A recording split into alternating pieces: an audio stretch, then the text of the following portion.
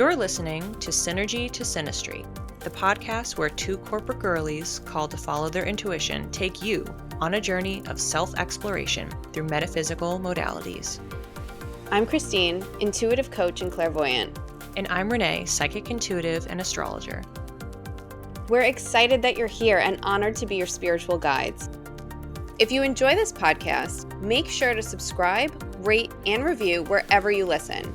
It helps listeners find our show, plus it automatically enters you into our raffles to win a free psychic reading. Now, let's get into the episode.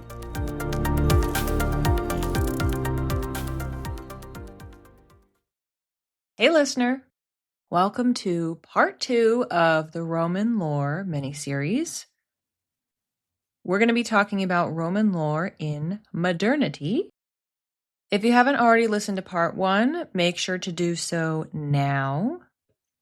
I want to make the careful distinction here because as we did in the Greek modernity episode, I shared pop culture references and how we are seeing the tales of ancient Greece and how they have been translated and woven into present day culture.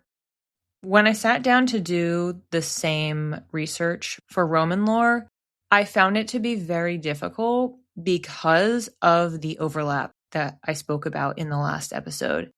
Really, the number one thing that comes up is gladiators, different wars and battles. You tend to lose the gods and goddesses that we consistently associate with Greek lore, even though they were very much present through many centuries of Roman lore. For this mini-series, I jumped a bit over that section because I didn't want it to be redundant. I was talking about lore preceding and following that especially overlapping era. And that being said, I still had to find something comparable story-wise that didn't just feel like super one note, because honestly, I think we have a very, very limited perception of what these hundreds of years and this incredibly significant empire, which again wasn't even really the focus of this series. I wanted to start the conversation for this episode there because, as with all lore, it's nuanced. There are certain people who are choosing to write it. They're choosing what stories to tell.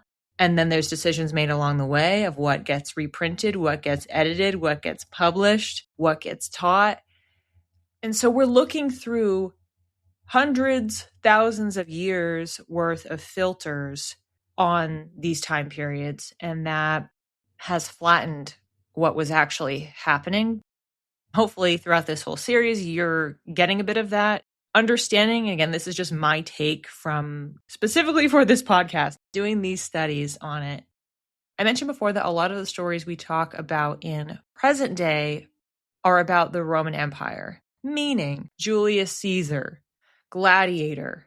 There are countless books, movies, stories, some other famous ones, Monty Python's Life of Brian, Ben-Hur, Cleopatra, starring Elizabeth Taylor, and then more recently the TV show Rome.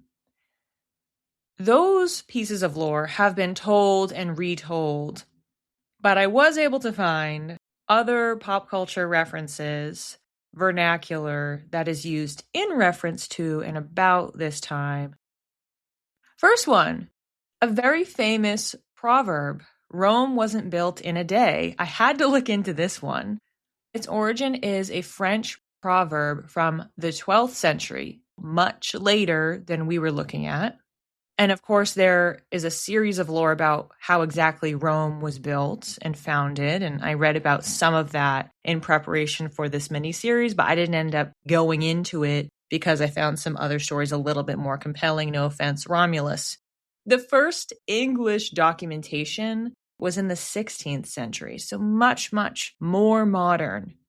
But it is showing how this ancient city, which had its own lore for its founding, somehow penetrated enough of people's psyches and stories, even without the story in itself. The proverb isn't telling us how Rome was built, but for whatever reason, this wording has lasted for centuries and centuries and centuries. These cases were physically documented, but it doesn't mean, and does in fact suggest, that people were already using them in some fashion before and or in between at the minimum. Another story that I had to bring up. Does anybody remember this? Because I was laughing when I was poking around. I was like, oh my gosh, this really has infused so much into culture that I actually had to research some of the history because I forgot it. Fall 2023, the beginning of this social media trend where women were asking men how often they think about the Roman Empire. And the running joke was there were so many men who were saying all the time, and they were expressing their fascination with it. Women and just public at large was realizing, wait, why is this so significant? Especially given what I was saying before, that we only have so many stories that have lasted that are generally understood by the public. Because, of course, there's a lot more documented by these historians, but the average person is not sitting around reading them nor discussing them. So why is it that there is this fascination? And there was a lot of discourse now nearly 3 years ago of people trying to get to the bottom of this. And something that has come out of that experience is people using the phrase, my Roman Empire. Some other completely obscure event or book or something living completely rent-free in someone's head, or even part of their origin story or shaping them fundamentally as a person. That phrase and meme is something that has evolved over the last 3 years. As I mentioned at the end of part 1, the spread of Christianity, that was directly tied to the Roman Empire and the emperor that was in charge at the time, and how that has massively changed the course of history. With these two terms and phrases, they are signaling that there is a significance to this era, but there's also a hollowness in that we're not actually talking about and understanding why.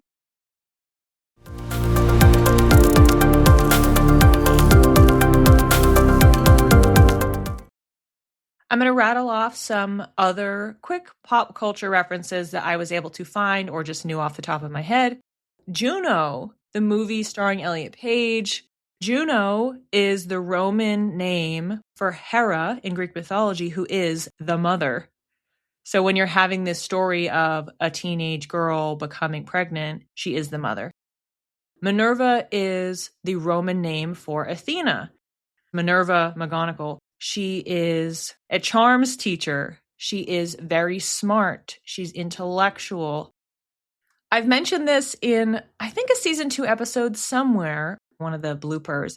I was telling Christine about the song Venus by Lady Gaga off of her art pop album. There's a bridge in the song where Gaga is going through and listing all of the planets off.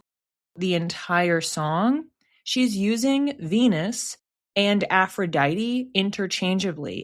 And those are the Roman and Greek names for that goddess, respectively. Plus, the imagery on the cover of that album is Venus inspired. Another character from Roman lore that has very much lasted is talked about every single year around Valentine's Day. We have Cupid. This is an iconic figure. In Roman lore, Cupid is not the little cherub that we tend to see. So that was an evolution that happened over time. In Greek lore, Cupid is known as Eros, which you do sometimes hear, but really Cupid is the more popular name. So I think this is honestly one of the few instances by and large where the Roman lore, quote, beat out the Greek lore. Some references of Cupid's story. The book Till We Have Faces by C.S. Lewis, which shares the Roman lore story of Cupid and Psyche. Psyche is also the Greek name. It's one of those classic stories where she's not supposed to look at him. The god tells you, don't do this. I spoke about this in the Greek lore episode. They're happy together, they're in love, but the lights are always off. And then one day, her girlfriends or something at home are like, so you've never seen this guy? He's sleeping, and she turns the light on to look at him. And of course, he is beautiful, but she wasn't supposed to look at him. And so then, you get punished. And that's what always happens in these stories. This storyline was turned into the mid-18th century French story. Now, a second through line, stories from ancient Rome and Greece, then being discussed in France, turned into English content many centuries afterwards. Forgive my French because I don't speak French. La Belle et la Bête. That was the original text, which was later rewritten and, of course, Disneyified as Beauty and the Beast. That all stems back to this lore.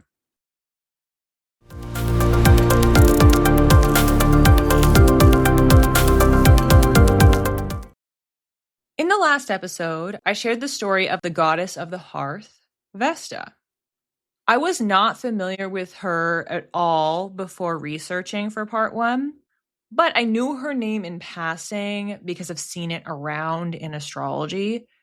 And I was really, really excited when I saw her pop up because I was like, this is great. This is an opportunity for me to research this because it's been on my radar to look into asteroids in astrology other than Chiron, which I jumped into pretty quickly in my studies. And I've consistently used Chiron in my readings and teachings ever since I started my business.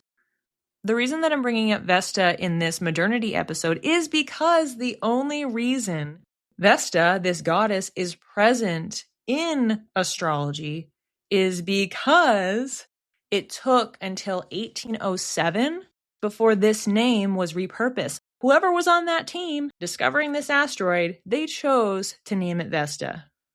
And then it was observed and it was studied in connecting it with astrology and seeing how signatures were present for people and folded into chart interpretation. This dwarf planet is located in the asteroid belt between Mars and Jupiter. I love this quote. Vesta is your quiet promise. It shows the space in your life where you stay loyal without needing praise. You can view Vesta as an inner sanctuary, a spiritual flame, remember it's the hearth, and representing personal rituals. If you are in alignment with your Vesta placement, you're following your purpose. In other words, your spiritual oath. What is my grander purpose in life? There's a lot of other placements that we can look at for that type of interpretation. For Vesta, it's about the oath that you have taken to your spirit, to your soul, to that fire, that flame within you. Your Vesta placement also indicates how comfortable you are with being alone and what it is that we need to recharge. Vesta's energy influences your routines, emotions, relationships, boundaries, and how you protect your energy. In understanding your Vesta sign, house, and any planetary aspects to it, you can see why certain areas of life feel more calming, purposeful, draining, or sacred. And as I mentioned before, if we are living in alignment with that natal placement, we are, as the Vestals had, feeding that flame and keeping the hearth full. It's really a fancy way of saying self-care meets purpose. And when we are choosing to keep that flame lit, we are supporting our longevity and our connection and alignment for the rest of our lives. If you would like to find your natal Vesta placement, I recommend going to astroseek.com. I'll put a link in the show notes for their natal chart page, and what you'll want to do is after you put in your birth details, meaning the date of birth, the time, or an approximation. Note, if you say time unknown, then you're going to miss key details. So if you don't know, do 12 noon. Or if you have an estimate, I think I was born in the morning, pick a random time. If you select nothing, you're not going to get the life areas or houses, which I am going to be going over in this interpretation. There will be a sub or extended settings view, something like that. And you'll want to select from the asteroid section, Vesta, and check that box. If you look at your chart, you're like, I can't tell which symbol it is. There's a panel that will label it and it will say Vesta and it will tell you which degree point, which sign. And then you determine the house by seeing where it lines up within the pie chart, aka the natal chart. Feel free to reach out if you have any questions and you're having trouble finding it. I'm going to go over interpretations for Christine and then myself for our Vesta natal chart placement. If you would like to do the same for yourself, and it's not one of the combos that we have, you can click on the corresponding links in the episode descriptions to find some resources that I used and just scroll to find, like, let's say yours is in Taurus in the 8th house.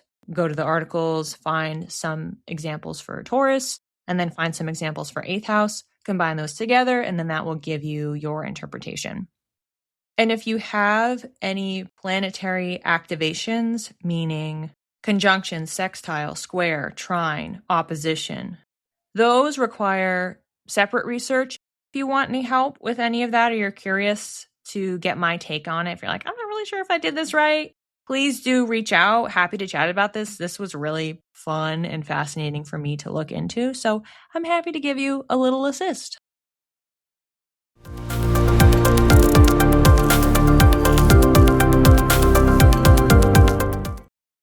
Starting off with Christine, her natal Vesta is in Cancer in her 7th house. A Vesta in Cancer placement signals someone who is nurturing, comfort-seeking, and family and home-oriented. In other words, they need personal space and emotional safety. You love quiet nights at home with your family, or just spending time in your room. Think about how good it feels when you're wrapped up in a blanket watching your favorite show. I love this. I was like, I like that too. But it's just because Cancer rising. Even though I have Cancer energy in my chart, there is a very distinct quality here. And this is why natal placements matter. So having a Vesta in Cancer means that you need that personal space. You need the emotional safety, connection to family, connection to the literal home. When you are doing that caretaking, having the hard shell, the self-comfort, if you will, those become essential, allowing you to tend that flame every day. And on the opposite side, these individuals have a risk of overextending for others or overly burrowing and hiding. You can go in either extreme of like, well, I love the peace and quiet and being at home and being away from this, that, and the other thing. I'm just going to go underground. That is not a healthy alignment for Vesta. In the same way that doing too much nurturing of other people rather than yourself is a misalignment. When we fold in the 7th house, that is the house of committed partnerships, romantic and business. This means that connection and human support are essential for spiritual grounding. Relationship dynamics are incredibly important, and having the balance there. Someone with Vesta and Cancer needs human connection and the feeling of commitment and that those people are going to be there for them. But they also need to still nurture themselves independent of other people or make sure that those individuals are nurturing them. And there's this feeling with them of home. The risk factor for Vesta in the 7th house is blurring lines between the self and any partners, such as over-sacrificing, which leads to resentment stewing over time. Other risk is fixating on the fear of being alone. Christine had no planetary aspects with her Vesta placement, so that would be where it ends for her interpretation. I have Vesta in Aries, where I already have my Sun, my MC, and my Venus. I didn't realize it had this much fire energy. I thought it was limited to just those couple things. Ultimately, a Vesta in Aries signals someone who is brave, bold, pioneering, and is devoted to independence. You might feel excited starting a project alone, like building something or planning an adventure. It feels good because you trust yourself. Woo! All this made me think of is like when you have a group project. I'm always that person where I don't want these other people to be messing this thing up. I want to get that good grade. I want this to be done well. And some of that's Virgo tendency. But even when I was younger and like quieter in school and I didn't really want to speak up, if we were tucked aside for a small group, you know I was talking. And I still do this. If I am in a setting and it doesn't feel like somebody's taking charge, I'm going to step up. Okay, so what are we doing here? get the conversation going, get everybody on the same page, get the ball moving. Because it makes me feel, according to Vesta, feels wrong to not be taking the pioneering action by not having something going and moving. The risk factors for Vesta and Aries include self-fulfillment that keeps you alone. In other words, well, I can just do this by myself. Better if I just handle it. That becomes the trap, because then you're not connected to other people. Based on the rest of my chart in astrology and what I have received messages about in psychic readings and just my personal experiences, what feels good, what feels connected, is that I am linked to other people. I can start the fire and I can keep the flame burning alone. I can totally be an independent worker. I can get it there from start to finish. I do it all the time with my business. However, my purpose is tied to other people. There needs to either be a feedback loop or asking for help, staying connected to the outcome as being linked to others outside of myself. And as should be a surprise to no one, another risk factor is being impulsive, impatient, or self-sacrificing with or for the work, aka burnout. I also have this in my chart in so many places. Risk of burnout, and your girl is always battling burnout. And it's because when you have that fire, you're eager to start something, you're eager to do this, do that, do this other thing. There's a sense of ambition. But then all of a sudden, you don't just have one big fire. You have a bunch of fires everywhere. And then you're trying to keep all of them lit. It ends up meaning that you exert a lot of different energy, and then you start flaming out. And that's not all, because I have to talk about where this is happening. The 10th house is about a commitment to big goals, ambitions, and legacy. 10th house is career and reputation. I'm not just going to pick any career path. It is essential for it to be meaningful and feel aligned with a higher calling and aligned with my values and a sense of integrity. Because it's about reputation, it means that Vesta wants to be known for having and standing on principles. These individuals need to be authentic and to follow their passions. They also can be late bloomers with success. So the lesson is just stay committed, just keep going. Keep that fire lit, keep adding to it, keep trying, keep experimenting, keep pioneering, because eventually it's going to pan out. I've had to change and pivot. What is my long term? What is my career purpose? What is my passion? It's never that I've fully started over. It just recalibrates and recalibrates and recalibrates. And I have been learning more and more to follow my passions, inspired action, not get mad at myself because suddenly I'm interested in this. Maybe it's my intuition telling me, look at this, look over here. I had to be willing to start new things. I had to be willing to keep going, keep pushing, but not to push myself to the brink and not to only do things alone. And this is also reflected in the 10th house risk factors, because we have also risk of burnout. For the 10th house, it's due to sacrificing alone time. Meaning if you're always committed to the cause, you're always needing to complete that goal, constant pursuit of that vision. This is a totally separate interpretation, but you can see how it intersects because Aries is an individual and is okay working alone. Both of these are complementary in the same way that I felt that Christine's was, where she had a thread of the relationships, but there was a certain tenderness and tie.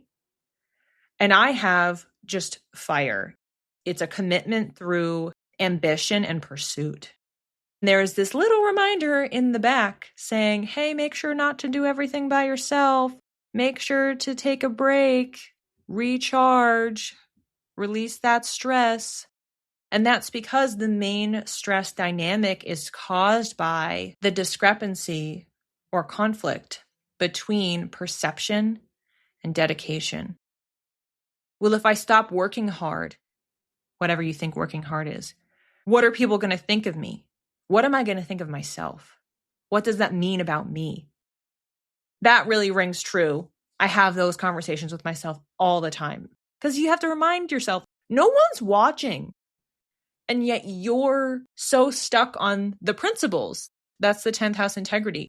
I have to be this way because this is so important to me that I need to live this way. I need to align with this vision, this path. And even if no one else is paying attention, it becomes so important. Great, I have this double risk of burnout. How wonderful. But there's still hope. I actually have a silver lining here, which is I have Vesta conjunct my Venus. It is 0 degrees, 34 minutes away. Creativity, sensuality, so connecting to all of your senses, pleasure, play, let's have fun, and relational values are part of your sacred devotion. Venus is really offering a way out of this burnout cycle. Thank you. How can I make sure that I am present in what I am producing, creating, making it playful, making it interesting, making it engaging, rather than just being in really cold, strict production mode? Venus can represent relationships and represent values and principles. So now this has been echoed. And I talk about that all the time with my readings. I need to make it crystal clear, and I do. I am not telling you what to do. I am a channel for stuff for you to think about. I have to keep things objective and neutral. I care about you. I care that you are happy and healthy and covered and supported. It's all that Venus stuff. Like I'm getting fuel from ensuring in a similar but different way to Christine that those relationships are so important to keeping my fire lit. And in some ways, I'm lighting my fire by helping to light other people's torches. And then as a result, I'm like, oh, good, more fire. I love that. Because that's also what I need to keep going. And the healing recommendations are to look to that Venus placement. Look to setting appropriate work boundaries, yada, yada, we know. So that I don't completely scorch myself. I had no idea that this was going to come up. When I read the description for Vesta, I thought it sounded cool. And then when I read about myself, I went, are you kidding me? It's so completely on the nose. I wanted to look at a really quick compare and contrast with Christine's placement and my placement. If you think back to the definition for Vesta, we had different components, one of them being comfort with being alone. And I would say for Christine, based on that interpretation, she was probably around like a 2.5 out of 5. And for mine, I'm like a 4 out of 5. And then for recharging, for Christine, it was about solitude and intentional connection.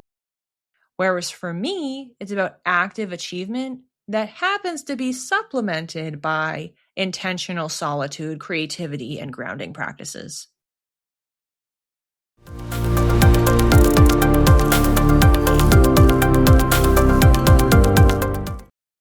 I'm going to share an overview of what Vesta has been up to so far in 2026, as well as what is on the horizon, in hopes that this information will help you with sparking new interests, passions, or renewing your dedication to your soul work. Number 1, starting the year off. What an auspicious day. 1/11, January 11th of 2026. At 3:37 p.m. Eastern, Vesta entered Aquarius.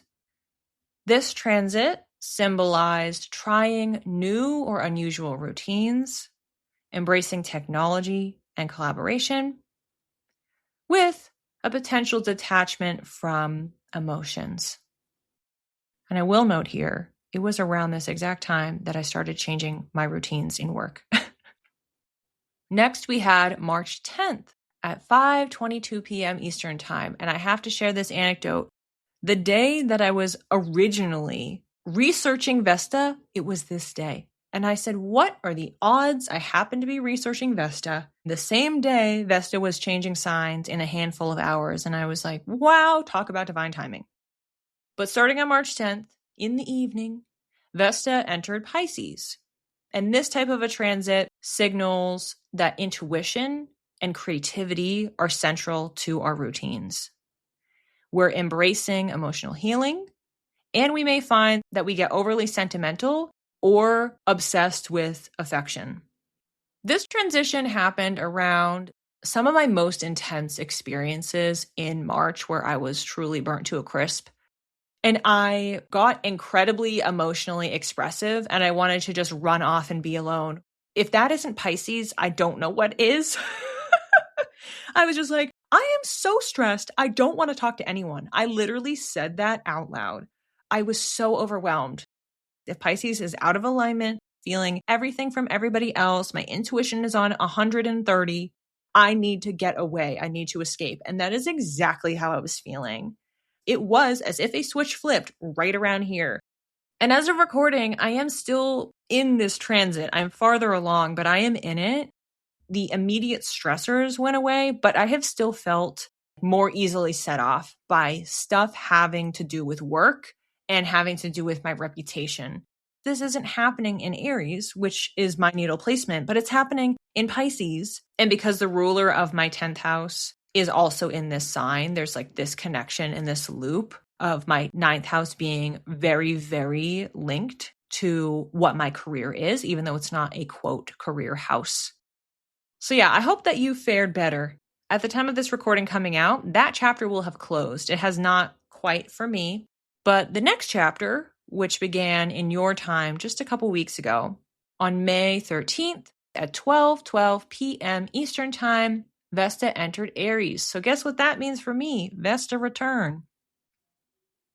Vesta in Aries transit signal that exercise, following our passions, and being challenged should be folded into our routines to really maximize and keep that flame lit. It's also really a great time to embrace confidence. We're changing our hobbies and our routines. Maybe we're getting into fitness. Maybe we're discovering something that we're really interested in and we're getting super, super passionate about it. Or we're pushing ourselves, we're challenging ourselves in some way. We don't want to go to the extreme because then, again, that's the burnout risk I talked about with my natal placement. We don't want to go too hard on it, putting way too much effort, way too much energy into that new thing that we are doing, that we then deplete ourselves. If we pick challenges that are way too big, or we actually pick multiple challenges, like we got to put some parameters around this so that it's not too much. The next one that is upcoming, so none of us have experienced this if you're listening around the time that this episode drops, on August 25th at 2:01 p.m. Eastern Time, it's going to get to 27 degrees, 49 minutes of Aries and station retrograde. What does that mean? When we have a Vesta retrograde, you may feel tired or just really unsure about what's worth your energy. Remember, this is the hearth. This is the flame. This is what's keeping us going, what's keeping us inspired, and what is our self-care. How do I take care of myself? Apparently, that's what's in store for us. Oh gosh, I didn't even look at this. It's going to retrograde over my Vesta placement, which means I'll have direct motion, retrograde motion, and then direct motion again for the retrograde cycle. I'm definitely going to be feeling this for the whole second half of the year. Vesta then stations direct on November 28th at 8:28 a.m. Eastern Time when it retrogrades back to 12 degrees, 41 minutes of Aries. It's going to have to retrace all of those degree points, plus keep going to actually finish out the sign of Aries. And it will not enter Taurus until February of 2027. That means Vesta will be in Aries, whether in direct or retrograde motion, May 13th into February 2027. This is like that Simpsons meme where it's like that kid on the couch and he just says, I'm scared. I'm realizing this now. I'm looking at it going, I have no idea what this is going to be like. At least you're listening to this and you're already in it. I'm not. So I have no idea what a Vesta return is going to be like. And I'm going to have 3 of them. And in general, the whole time that you have a natal planet transiting the sign it was in, that is one phase of the return. But then the point that it's going exact is the most intense. If there's anybody out there who looked up your chart and you also have Vesta and Aries, please reach out so we can develop a support group, because I don't know, it seems like we might need it. And because we can never look at anything in a vacuum, if you have been following along my blog or my YouTube channel, I have been talking about Aries a lot in 2026. We have been putting in the work in this sign and in this house or houses, depending on which house system you use. It's going to conjoin Neptune. It's going to conjoin Saturn. Yeah, there's going to be all sorts of other activations that are going on as Vesta moves through.